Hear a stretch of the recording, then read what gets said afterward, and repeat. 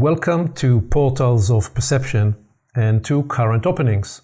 What the world doesn't quite get yet, episode 9, a conversation where David Price Francis and I explore what is opening at the frontiers of the human experience.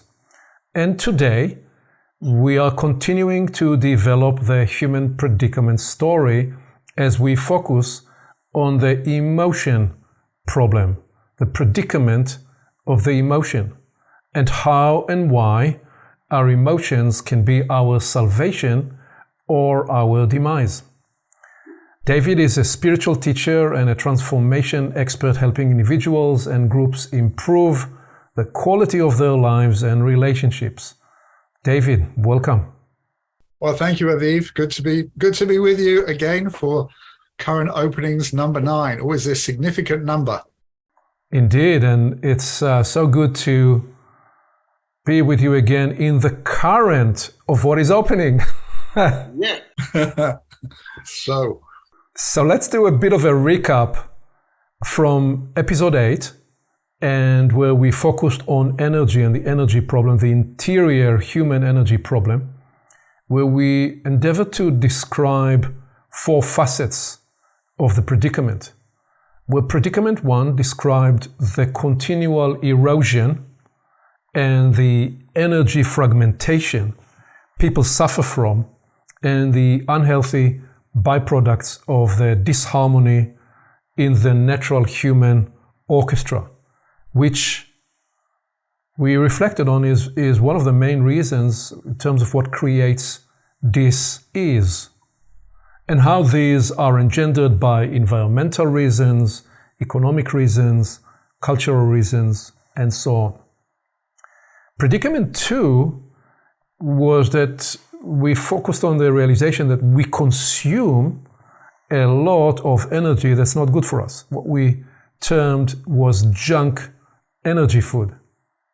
Predicament 3 is that because of that, our access to our natural instincts and the way to know what is good and what is poisonous is dramatically diminished, and that we are not educated and not trained. Nobody showed up in 2nd grade or 9th grade and said, well, here is a way to manage your energy and know what's a good food, good energy food for you, and what's not so good. No, that was not part of the curricula. And as a result, we are not as agile and as resilient as we can be in managing our energies. And we actually described some of that earlier on when we explored the brain-body conundrum and addressed this idea of being disembodied. Another way of talking about why 8 out of 10 people that you see walking down the street are lost in thoughts and are largely disembodied because of that or because of other reasons, is that they are disenergized, or their energies are depleted because they are separated from the well-being and the enhancement of what naturally flows from their bodies.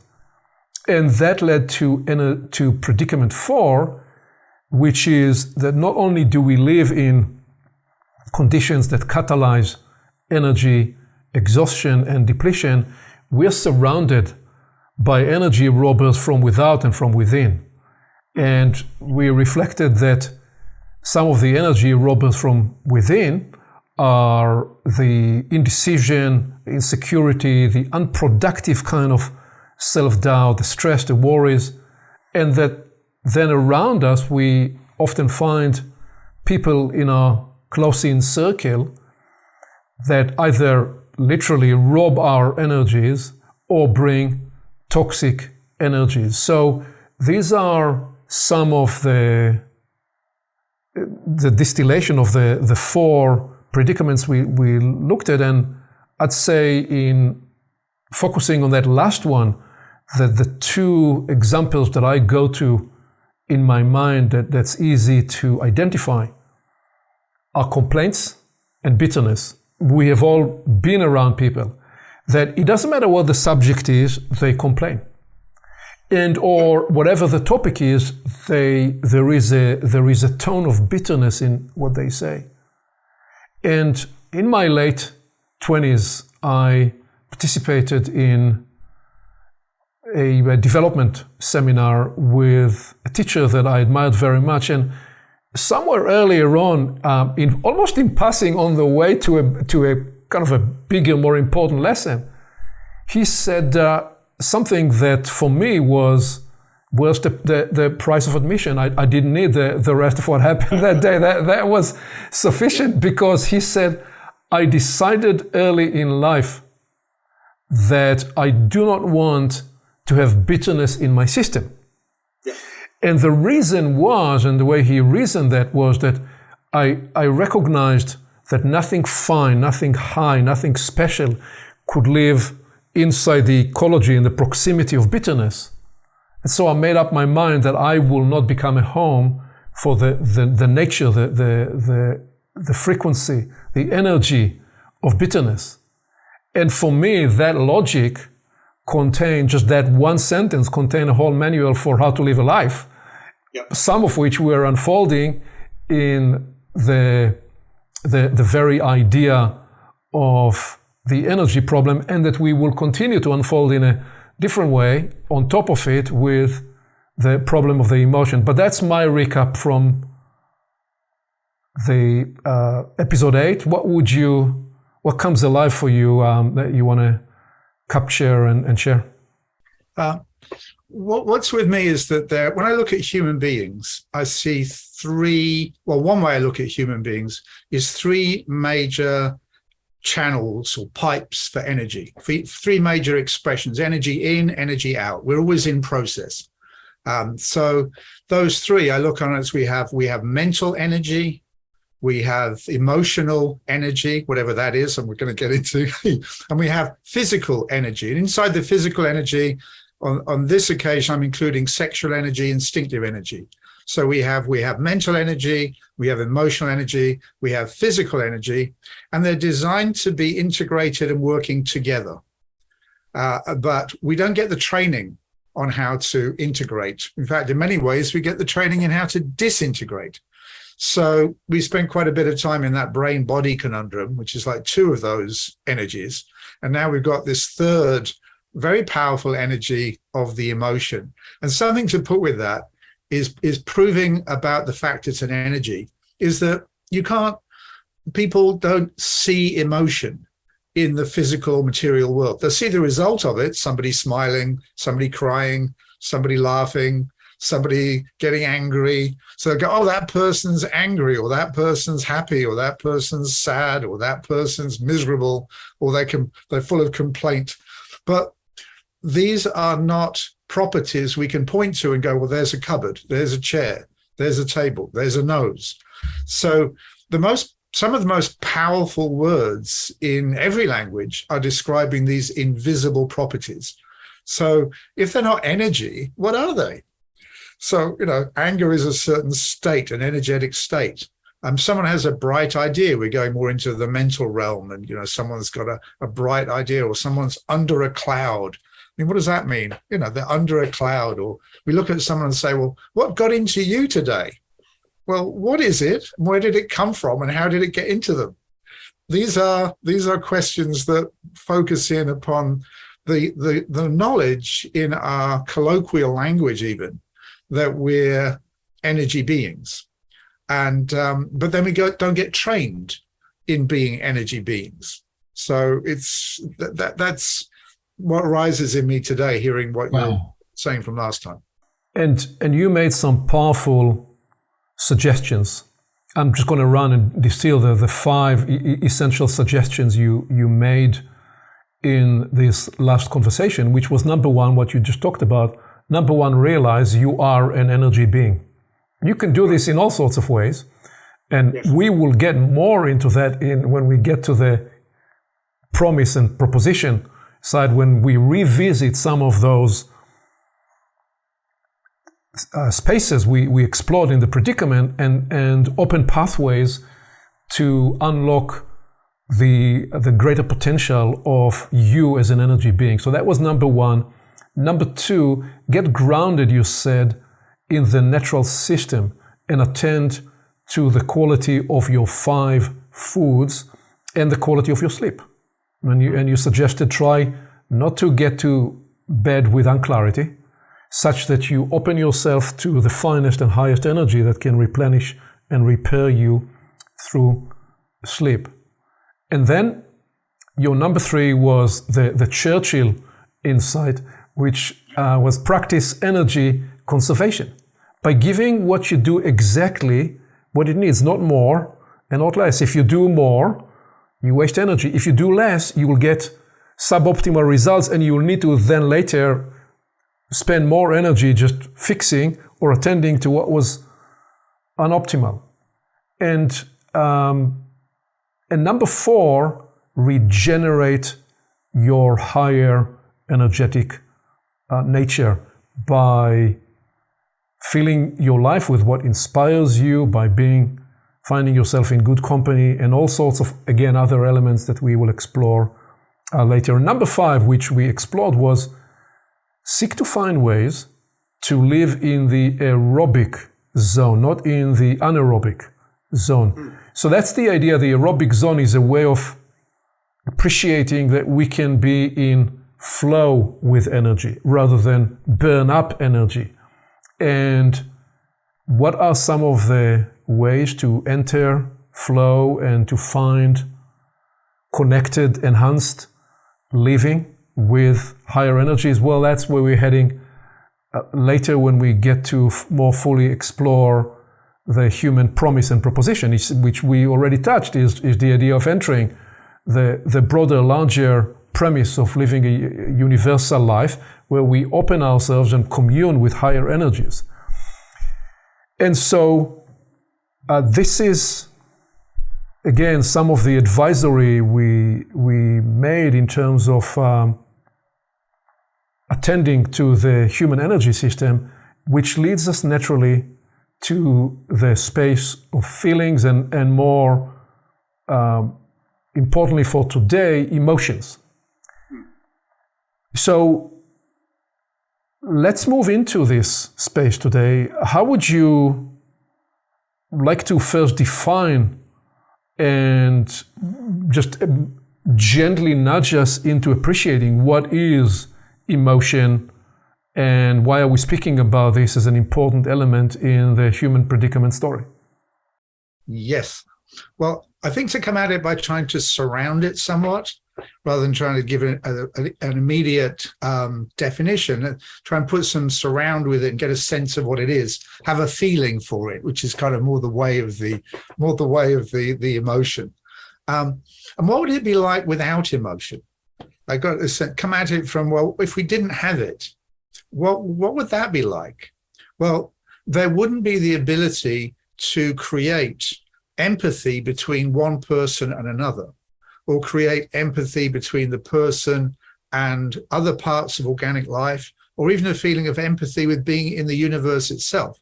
So something that goes to me with emotion is kindness in its original meaning, which is being of kind. I think of being okay, actually, as being of kind. So emotion creates a energetic pathway between two people, between a person and a new culture, between a person and their own life. So we have internal emotion, I believe, as well as external.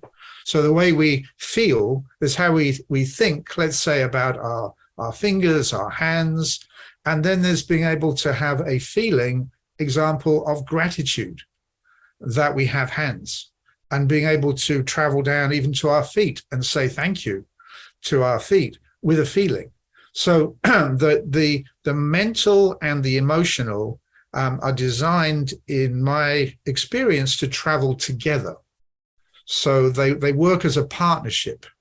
But if they're not working as a partnership, they can start to move in different directions. And then we become, as an example, unexpectedly overcome by emotion. And this is really interesting because you can see people on, say, on the TV, and they're talking about something, and all of a sudden they go, "Oh, I'm becoming emotional," and they start to cry a little, and they're surprised. like I wasn't expecting that. Where did that come from? So the emotion, the feeling dynamic, it's like we tend to these days be trained to live in our mind. But when our mind touches on something that reaches what could be called our heart center these days, when our mind touches on something that evokes a more powerful energy very often, that is seated in a different part of our human system, that energy comes up. And that word emotion is one of the ways I look at it, is energy in motion. That energy is summoned and it appears, and it can surprise the person whose center of gravity is in their mind, which says that the center of gravity is not in the mind and emotion together, but they're living more in their head, but then an emotion wells up. We have this kind of language to do with liquid, with the emotion. So we have this welling up, we have a melting, we have somebody who's unexpectedly, crying, and that's got a liquid nature to it. So one of its expressions in emotion is in the realm of, it's more to do with the flow, as you were saying, which has more of a liquid aspect. So we can be quite hard-headed in our head, but we can then become much more, have empathy. And with that word empathy, the way I've come to look at it, there's a lot of talk these days about having empathy, not having empathy. Well, we're all born with empathetic properties. It's built into our system. And I look at the word as EM, short for emotion or emotional, path, empath. Why? So an empath is someone whose emotional pathways are open. Now, if they're open to the point where the person has no control over them, they can feel that they're oversensitive. We get this kind of language. And if someone has lack of emotional pathways and they don't feel what's going on with another person, we start to say, well, they're thick-skinned. We say that they're selfish. Moving into, like, one of the core definitions of narcissism is lack of empathy. Well, what is empathy? Empathy is not rooted so much in our mental faculty, it's rooted in our emotional faculty.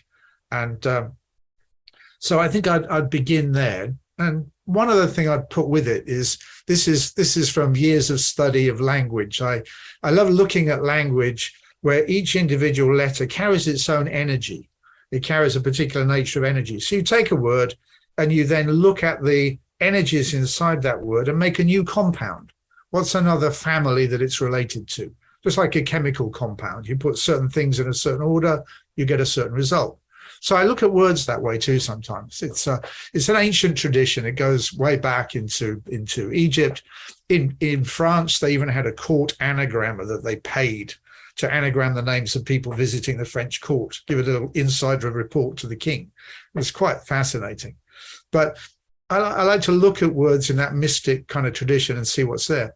Emotion, it's got an amazing little message in it. It says, oh, that's in me too. That thing you're feeling, that resonates with me too. We both have that frequency. So it's an energy frequency. It's in a person and it transmits, and then the other person goes, oh, that's in me too. It's traveled along the emotional pathway and it's flowed from one person to another.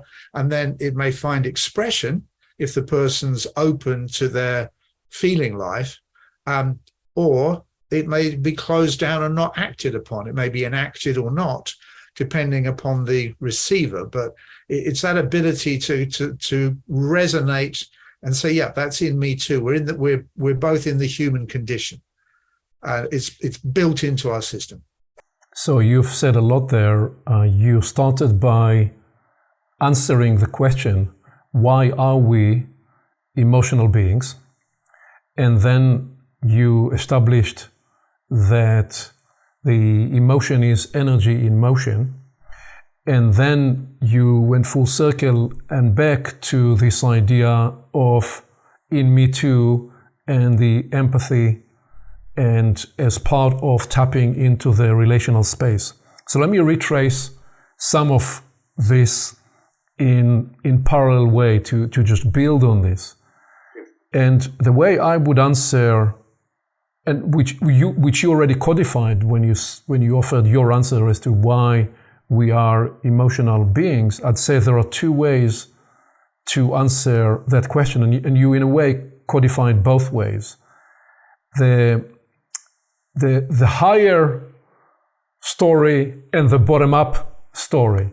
So what we say is that life needed, the conundrum, if we are to contemplate this, we essentially say that life needed to develop emotional capacity. And the question is why? Why was that necessary in the evolutionary story to equip us humans with emotional capacity?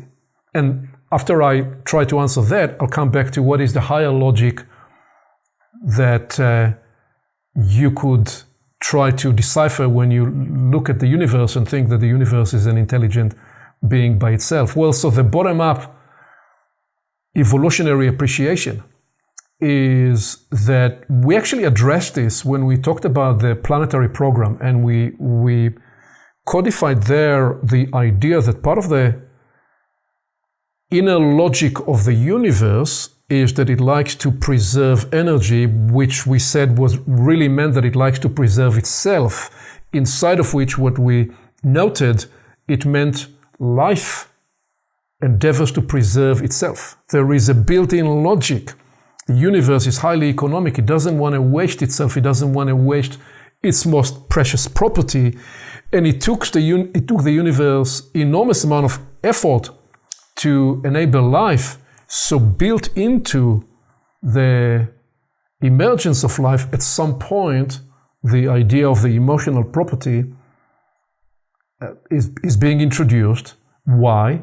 Because it is the emotion that evolved in the system that engenders then the capacity to care, the capacity to share, so caring, sharing, and most foundationally, most important, bonding.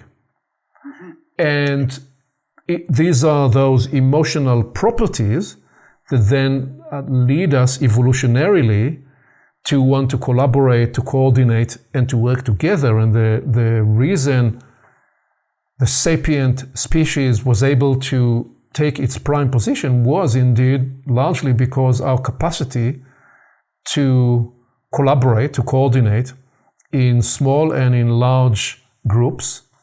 And the realization in that was that is actually foundationally supported by the emotional property. Even the realization within that we are actually not selfish. The selfish gene myth has been disproven in the sense that it is the way for the species to guarantee its continuance is more through the tribal arrangement rather than just through the individual DNA. So that is what I would describe as the bottom-up story and logic as to why the emotional property is being developed. So consider emotion part of the self-preservation technology of life as an idea, as a way of appreciating emotion.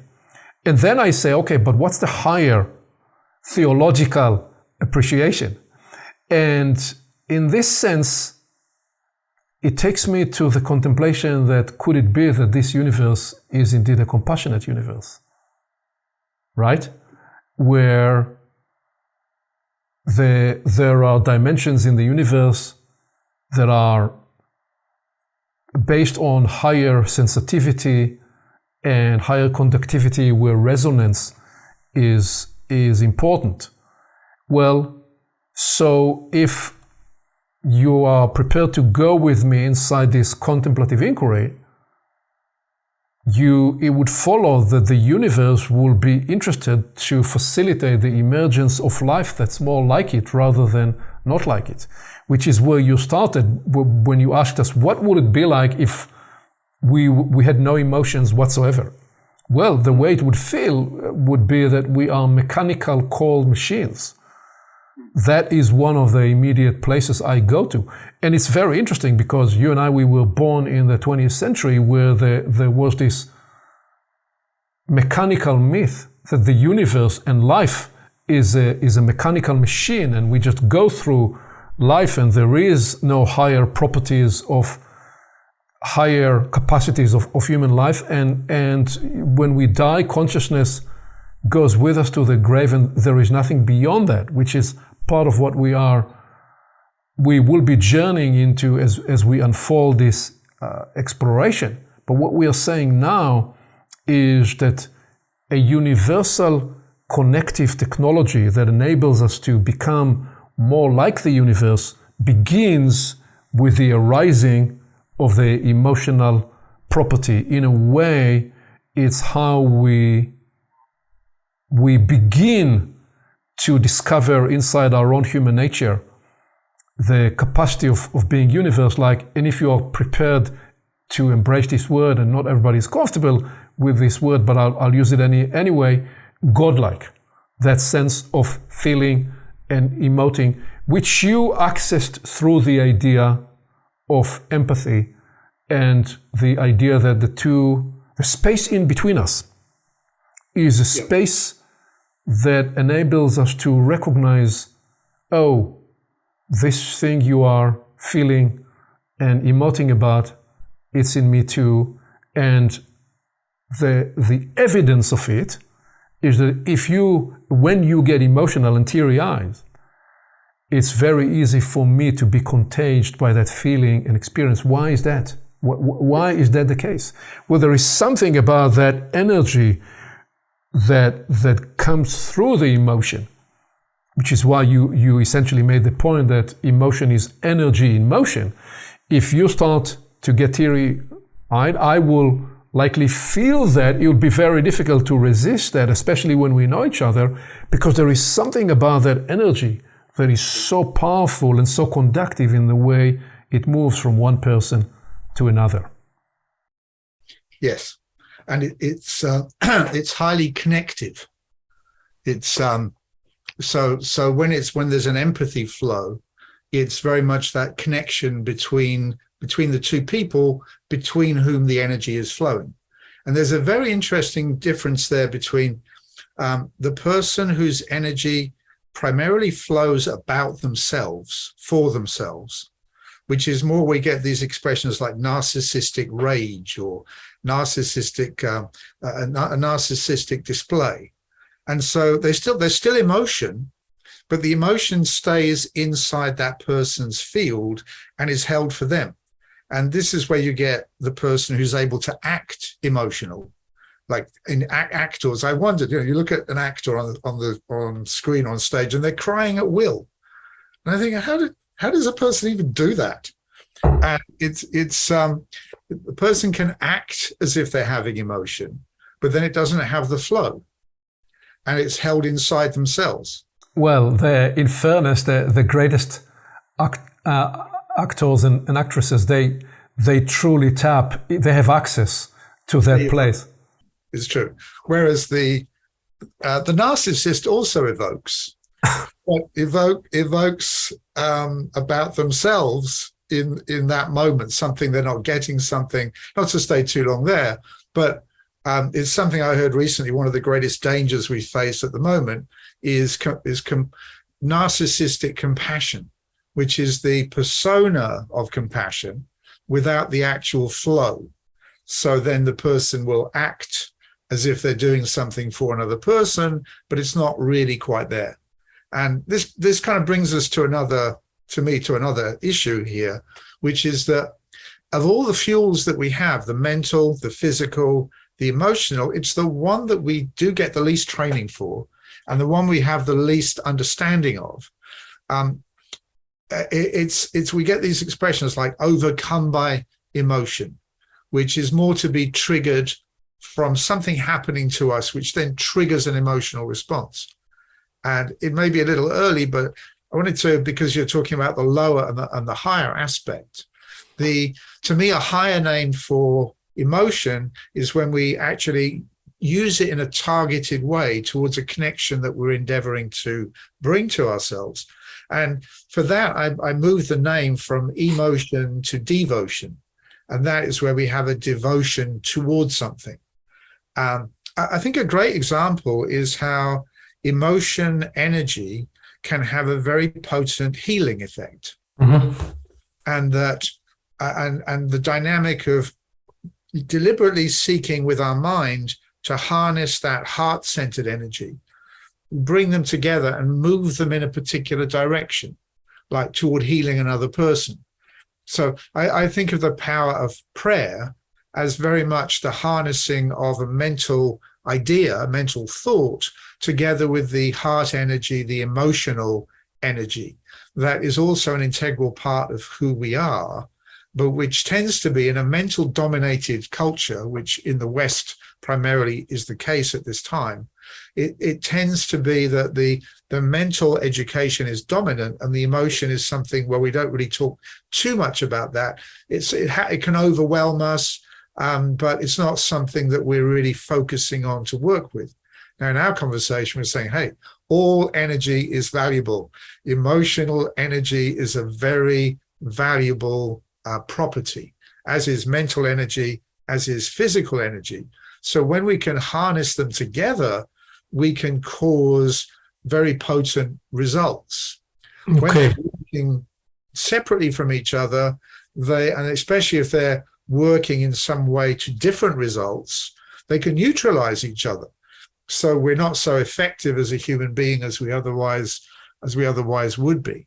So the emotional power, or the heart energy, as it's also been called, is like, it's our ability to not only have it trigger by something that's previously happened to us, which then gets triggered from the inside, or we see something somewhat distressing and it causes a triggering from the outside, but is actually, we can direct this emotional power toward creating, you could say, a better world, or creating a better ecology in the house, which is in micro a better world. And we may not be able to use that emotional power to change everything, but we can change within our own ecology and use that in an uplifting way. So emotion, interesting, emotion can lift us up into devotion, but here's another word, it can also take us into demotion, which is like when no one wants to get demoted, do they? Like at work, you're called in and you're having a demotion. Well, that's emotion in its lower form. Sometimes we can demote ourselves. We can demote and we can devote, with emotions sitting in the middle, maybe. It's interesting to. So the first thing we are establishing is that we are emotional beings, and we are establishing the evolutionary and the reason for that and the way it shows up. The second thing you are establishing is that the emotion is energy in motion and is an important, precious part of the energy system.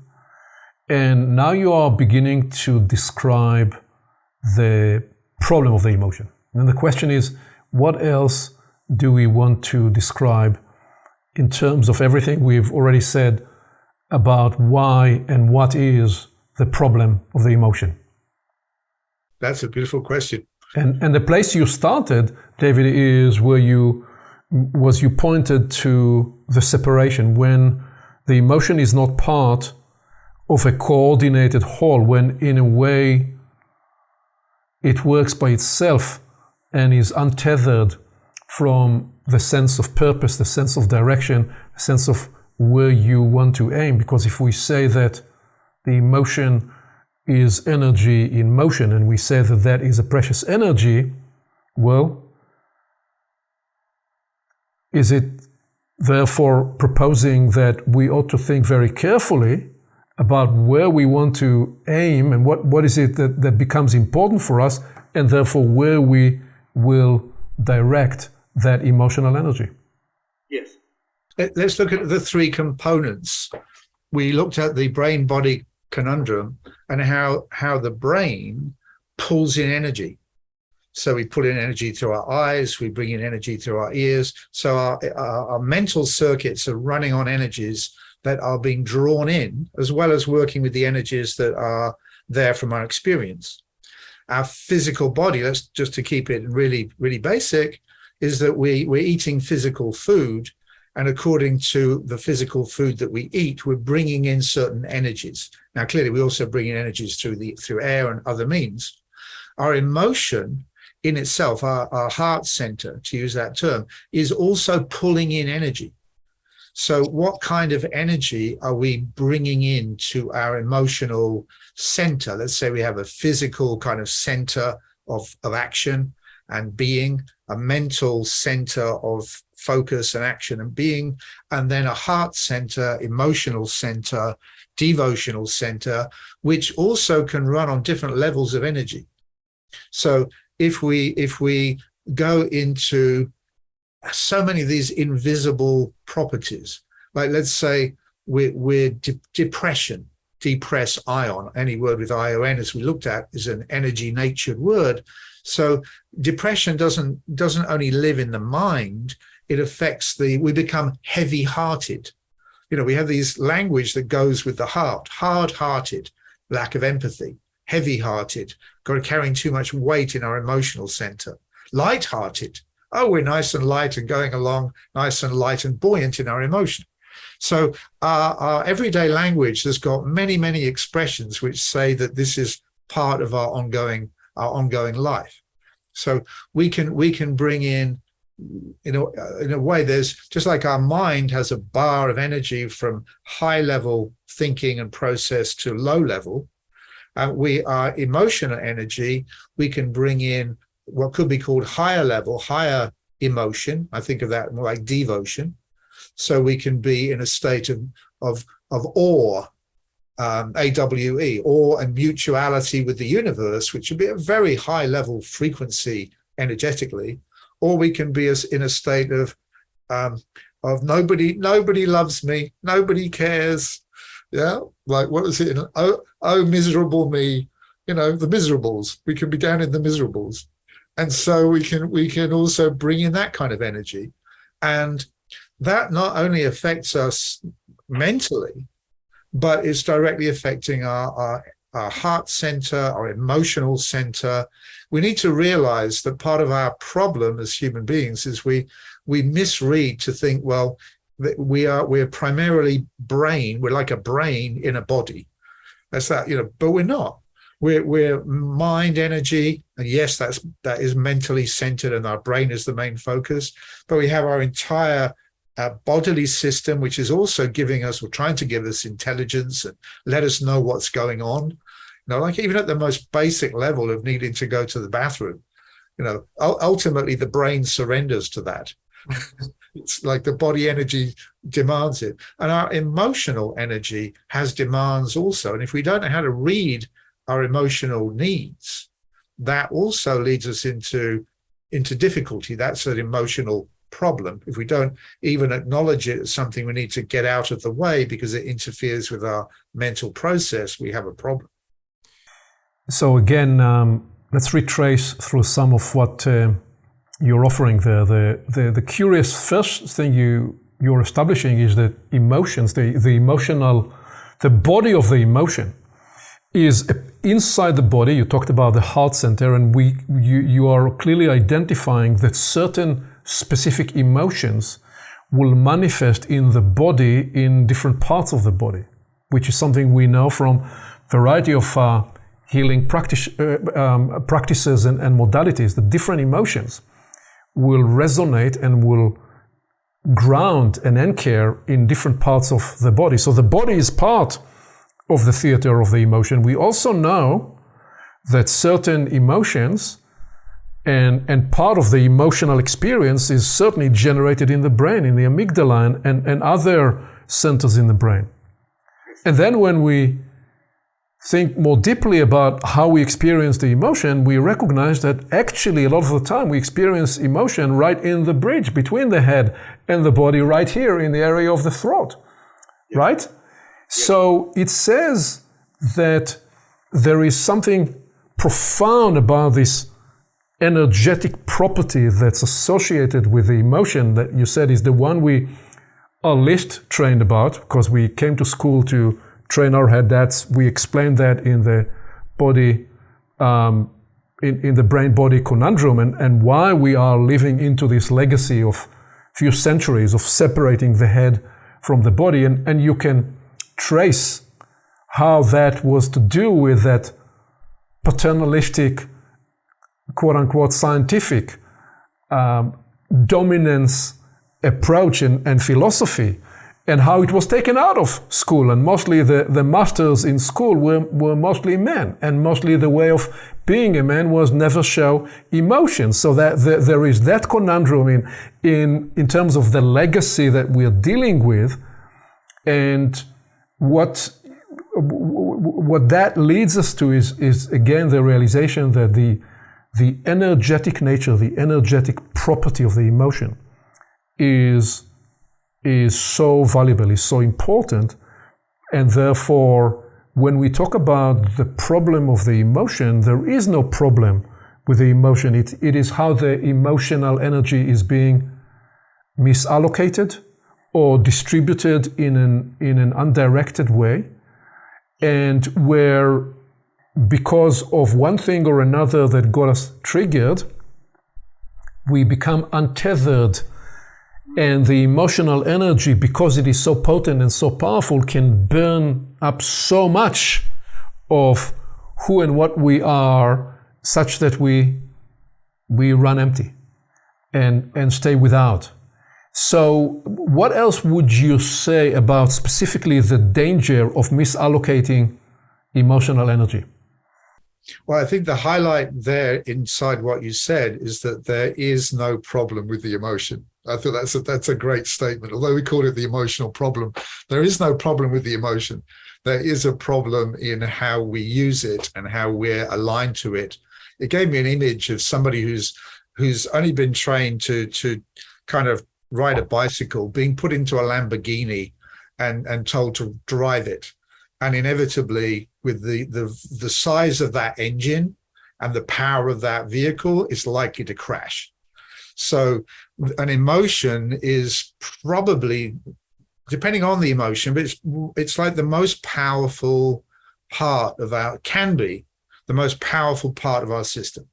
So suddenly there's this sort of Lamborghini effect, and a person who's not been trained, and they're like, whoa, what's going to happen next? And most likely there'll be some kind of crash, and then the person needs to recover, which happens after there's been a big emotional outburst, as it's called. Like somebody takes something personally. Like, say, in my growing up, having a Welsh background, at school, I'd be going around and they'd say, oi, taffy. So taffy was like a derogatory name for Welsh people. I only later learned there's actually a river Taffy, and when you cross the river, you go from England to Wales. So they'd say, oi, taffy. So now if I'm walking down the street and I'm a lot older, but I hear someone go, oi, taffy, it can cause a reaction. And if I don't know where that comes from and how to control it, it can suddenly come up.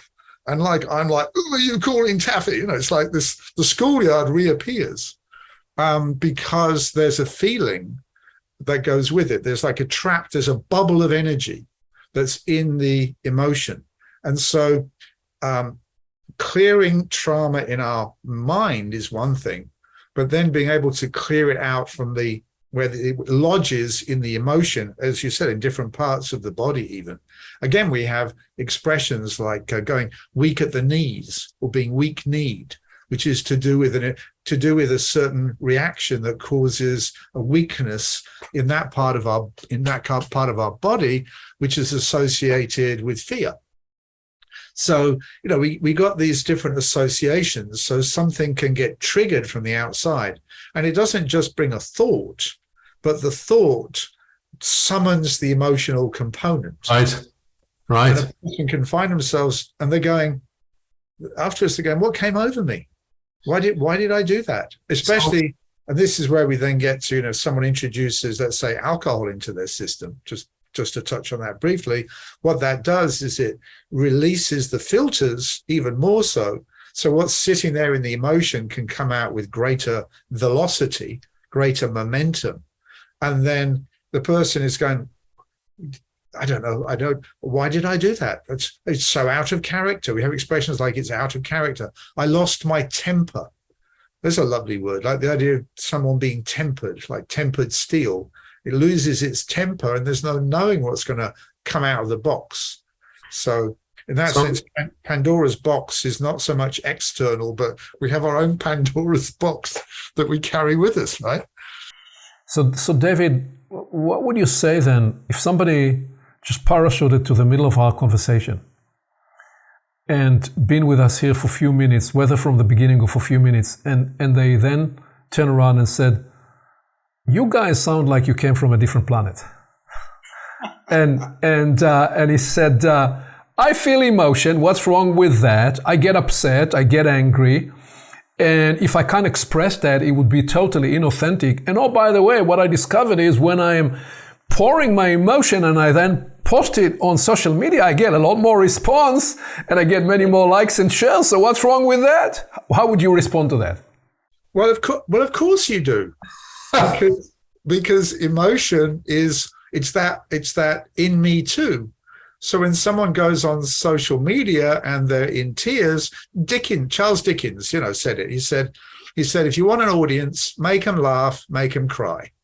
That's it. If you can make them laugh and you can make them cry, you've got an audience, because you're triggering the emotion out of people, and people like to have that emotion caused to be moved. In other words, if we really wanted to drive our YouTube stats, then we should turn this conversation about the emotion into something much more expressive of emotions, because that will get us the viral effect. Now, there is another word, that emotions can actually become viral too. And certainly we've seen that emotions like rage and anger get viral. So again, what's wrong with that, and why are we proposing that instead of emotions having us, we should actually be guiding our emotions? Well, if we were seeking to evoke an emotional effect, we'd both be in some kind of yellow. We'd both be in like a saffron yellow color, because that's more the color that goes with the emotion.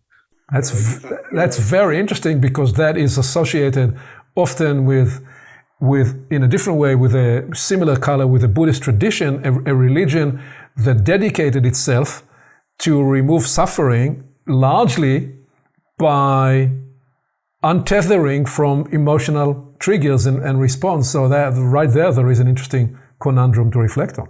Yes, and seeking to work very much with devotion. That is disconnecting from external triggers, but having compassion. And that's right at the high of the end of the Buddhist practice, from my own research and understanding, which again, what an interesting word, compass ion. So a compass is something that goes 360 degrees. So it's almost like you take the compass and you have your center point and you can draw a circle. And the idea of real compassion is that it doesn't just go to a person who's your friend, where it doesn't go to a particular cause, but to release suffering in the world, it's a 360 degree, like the sun shining on everybody the same. So that to me is very much that's the seat of that devotional practice. And we're both wearing what appears to be, and it looks like regulation blue.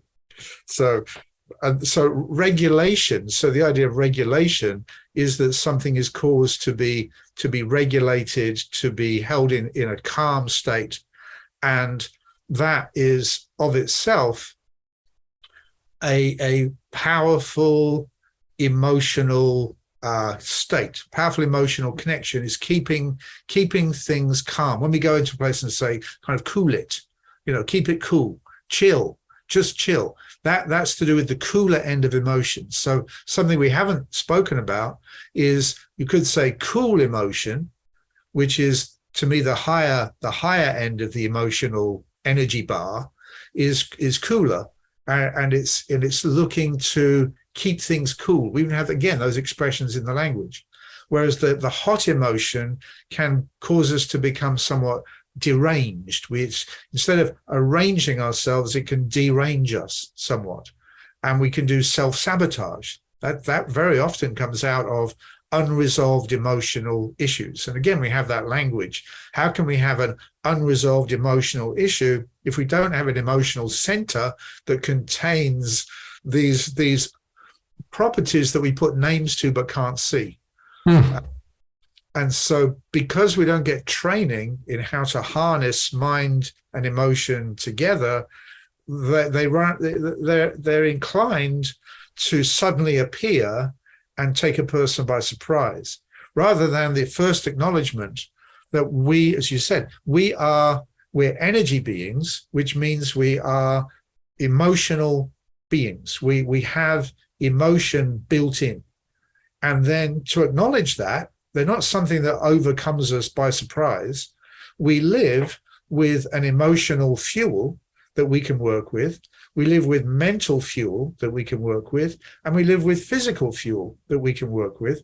And we're not our mental fuel. We're not our emotional fuel. We're not our physical fuel. We're actually all three combined. We're meant to be the director for all three. So to put the emotions to one side, which was kind of especially the English training, don't get emotional, put on your tie. Going to school, you'll have to put on our tie. And it only dawned on me later that this is very much an outpost of the emotion.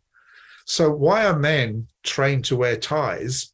Well, you put a knot in your emotion. That's right. That's right. You put a knot in emotion to say emotion should not influence brain, whereas naturally they travel together. So the powerful point you just made there, we have the mental fuel, we have the emotional fuel, we have the biological, physical fuel. We are not the fuel. And if we were to bring into the classroom for, say, the experience through the high school years, the phase of youth, some training about the emotion, this is probably going to be a lesson 101 about the emotion. You experience emotions, but you are not your emotions, which is certainly what some of the early mindful practices are about. You're not your thoughts and you're not your emotions. And what are we doing when we introduce these concepts to people? We are suggesting that we discover a different perspective. The person that burst into our conversation in my imaginary question earlier with righteous indignation, almost saying, how dare you take away from me my anger and my emotions? This is mine. It is my human right to be upset and miserable and angry and full of rage. Well, in that circumstance, there is an identification with the emotional property that is experienced at that point, rather than stepping back into, yes, experiencing that is an emotional tone that may be arising for a variety of reasons, and therapy may go into that, but that while that is arising in your system, you have the capacity to step back, witness it, and disassociate. And they actually try and teach you something similar in some of the cutting-edge neurofeedback practice and training today, because they bring you into a place where they show you on a screen a stressful situation, let's say a reception area, where people are screaming and upset and so on, and you have all that connectors on your brain, and what you actually need to do, only using the power of your thought, that's the idea of neurofeedback practice, is you have to calm them down. So you need to find what are the thought patterns and what are the emotions that you can conjure up that will impact your brain chemistry, that those things that are on your head will measure and guide. And when you can do that effectively, you're actually able to cool and settle and bring tranquility into that environment. So what are they doing? They're simulating for you an environment which typically will trigger stress. And they introduce the idea that you actually have the capacity to create a perspective where you can choose to think other thoughts other than being triggered by that environment. And by choosing to think different thoughts, you can curate for yourself and catalyze different brain chemistry, different feeling, different emotions. And when you do, you're actually influencing the environment outside of you, but by teaching you that you have the capacity to, in this simulated, computerized environment, shape differently the environment outside of you, you're actually discovering that, guess what? You have the capacity to re-architect and recast the internal environment of your emotions. That's a powerful revelation. When you introduce it to people, the power of the neurofeedback methodology is computerized system that allows you to simulate how you shape the emotions outside of you, and you recognize the power through that of shaping the emotions inside of you. So all of a sudden, we're introduced to, oh, we are not victims of our emotions. We're not subject to our emotions. We can pivot and reverse the perspective, and we can use the various emotions that get evoked in us as subjects inside the theater, as objects inside the theater of our experience that we are not captured by. That's what we would be doing in 101 and 102 emotional training in high school if the world was different, and we hope the world is moving in that direction. Yes. Something that I would say to this mythical person who's parachuted in is, yes, of course, you have the right to have those emotions, but is it really how you want to use your emotional fuel? You have the right to use it in that fashion. Someone has the right to pick up a laptop computer and use it to bang in nails. You know, they can use it as a hammer, but is it the best use for the laptop computer? Someone can take, their furniture and make a fire, but is it the best use for the furniture? So you can take your emotional fuel and you can burn it up very rapidly with a bout of hot anger. You can be in the car and someone comes past you and you start yelling and you go into road rage. But then, is that the best use of that fuel? And I think that's kind of a wisdom about for the person. So I have the right to. Well, yes, you do. You have the right to eat coal. You have the right to do many things. You have that permission. You can go for that. But just have that pause. Is it really the best thing to do for your life? Or is there a better way to use it? And a powerful way to drive this is, would you take a hammer or a saw and hurt yourself physically in an injurious way, in a powerful way? Well, most likely not. Well, so what you're saying, David, is you actually, if you're not using your emotional fuel wisely, you could be hurting yourself more than in a more powerful and important way than almost any other way. So with that, let us then lead to a closing round here with asking, so what is a wise way to use the emotional fuel? Well, I would say, example, inside your own system. I said it earlier on, but to be actually sending not only a thought of thank you to your feet for all the work they do, but actually sending a feeling of gratitude. There's an energy, there's an emotion that can be transmitted through our physical body to say thank you for your service. We really appreciate it. Great job, heart. Keep going. And that isn't a mental thought. It's actually got with it a feeling, emotional potency or power. We can actually be glad of our existence. It's where the idea of creating gratitude, 5 points of gratitude a day, that you could say, well, that's a mental practice, but it's actually inclining towards summoning certain natures of emotion. And at the high end, emotion is what gives us feelings of joy and inspiration, because these are not purely mental patterns. Joy is not it's not a mental experience. It's throughout our whole system. That's why people dance for joy. Why do they dance for joy? Because it's got such an uplifting, potent energy that it causes a person to dance. It's an amazing thing. So the emotion is probably, when it's summoned, the most powerful energy that we have access to of the three. And so that's why it can overwhelm a person or overcome a person. So the recommendation would be to be learning to work in deliberate harmony with the emotion. So that is to be using it in a proactive way. Imagine going out for a walk, and you're going out for that walk with a sense of a connection to the planet, to the trees, to the sky, to the fact of living, being accepted in the universe. That's an emotional sense of gratitude for actually the gift of life, which is a great starter emotion, tending toward devotion. Yeah.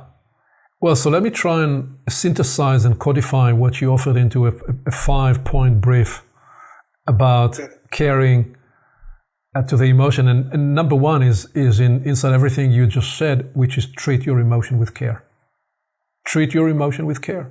Recognize it is a precious fuel, as you're saying. It's probably the most potent fuel you have. And so ask yourself, what do I want to pour my emotions on? And do I want to let my emotions run with something that's unimportant? Or no, will I preserve my emotions to what is important for me? So that's number one, treat your emotions with care. The second one, which you offered in the notes you sent me ahead of our call today, was recognize that if you are your garden, then the emotion can be used as the water that you bring to your garden to enable the garden to grow, to bloom, to enable you to flourish. So really treating that as that precious fuel. And once you are embracing that mind map of you and that way of seeing yourself as a garden, so many things become potently clear, because you can then decide what is important for you within the sense of what do you want to grow in your garden. Yes. Because that's, as you said, what do you want to practice gratitude for? What do you want to consecrate as important devotionally? And therefore, what will you be pouring your emotions to? Because unless you choose what you grow in your garden, unless you determine what it is that you will grow in your garden, then your garden will likely be taken by poison ivy or something worse. So that's number three, decide what is important for you and devotionally attend to it. And right with it, this idea that we talked about, which is practice conscious, mindful surveillance, witnessing surveillance of your emotions. Do not necessarily be taken by anything and everything that triggers you. This is not an invitation for suppression. Suppression is not the effective way to deal with the emotion. If something comes up, we need to metabolize it. The question is, how do we metabolize it? Do we get triggered and add heat to what is hot, or do we find a way to metabolize it as a learning process? Oh, getting curious. Well, I'm curious, why was I triggered by that? I thought this is something I've dealt with in the past. Why am I triggered by that again? Thank you for the opportunity to exposing for me once again the areas that I'm still triggered. This is wonderful. I'm still on the human journey. I didn't leave the body. I can still feel these things. And when I do, I re-enter the school of life. So that idea that we're not choosing necessarily at least the way some take the Buddhist invitation, to eliminate suffering by detaching from the emotion. That's not necessarily the way we interpret and communicate here the brief about the emotion. No, let's work with the emotion, but let's not fall into the trap of misallocating the fuel in the direction that's counterproductive. And number 5, I'd say, is the recognition that ultimately the place to allocate our emotions is in the context of the inquiry of purpose, which is one of the areas we will go into more deeper when we do the human promise and proposition, and we will devote a whole episode, a whole chapter to the exploration of purpose and human purpose. And then the emotional fuel will become very important, because we will recognize that that is one of the critical enablers, the tool set that we bring to the inquiry of purpose, to living on purpose, and to living a purposeful life. So that's what I would offer as the 5-step brief in terms of handling the emotion. Treat the emotion with care. Recognize that you are the garden, and the emotion is the water you bring to the garden. Decide what is important for you, and then practice a witnessing surveillance of how emotions turn up in you, and then bring the emotion inside what you describe as the idea of being devotional that I'm proposing is in the context of the life of purpose and the inquiry of purpose. Anything you'd offer on that, inside that, as closing thoughts? Simply a reminder, I think, which is you have 3 fuels to work with. There's others as well, but right now we're looking at the mental, emotional, physical, 3 primary fuels. And you are not any one of those fuels, but they are 3 fuels for you to work with in the direction you choose to take your life. And so don't be controlled by your emotions any more than you're controlled by your thoughts, any more than you would allow yourself to be controlled by any external influence. Work with the 3 powers towards what it is that you decide you want, which again brings exactly to what you were saying there, which is what is the purpose toward which you're going or working with those 3 fuels for. Because the 3 together produce a very potent result, which if they're moving in different directions, they want different things, they're not working as a team, then the possibility of achieving your purpose is much diminished. When they are working together, your possibility of achieving your purpose is much, much magnified, becomes much more possible. As you said, every word that ends with ION is reflective of a word that carries energy. And you suggested that we can rearrange the letters of a word to discover and unlock the other latent potential of energy in this word. And the word emotion, read backwards, simply says ion to me, right? So what is the energy? What is the energy that I want to bring into myself is essentially what the emotional tool is for. It's a way for us to determine what is the most potent energy we will bring to us. So once again, there is absolutely no problem with the emotion. The problem is with how we use the emotion, or how we misuse and misallocate the emotional fuel. And David, once again, thank you for being here with me on this current openings and discovering what's on the frontiers of emotion as we inquire about human development and evolution. Thank you so much, Aviv. It's a pleasure, and I look forward to current openings 10. 10. Well, that's going to be a discovery. What will 10 bring us to? To be continued. To be continued.